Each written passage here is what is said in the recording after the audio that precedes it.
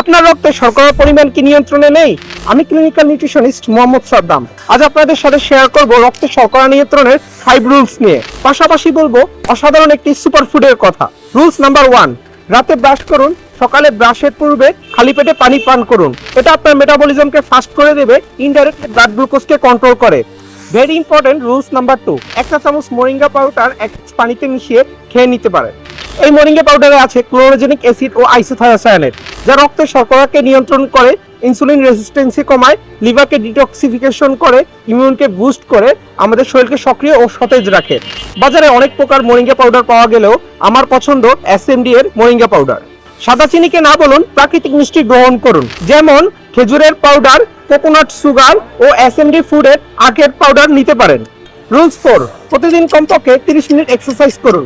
হাঁটতে পারেন অথবা ঘরোয়াভাবে ফ্রি হ্যান্ড এক্সারসাইজের মাধ্যমে শুরু করতে পারেন। রুলস 5, প্রতিদিন রাতে ঘুমানোর 2 ঘন্টা আগে রাতের খাবার শেষ করুন।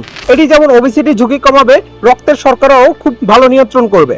প্রতিদিনের ভালো অভ্যাসগুলো রক্তের শর্করা নিয়ন্ত্রণে মেডিসিনের মতো ভূমিকা রাখে।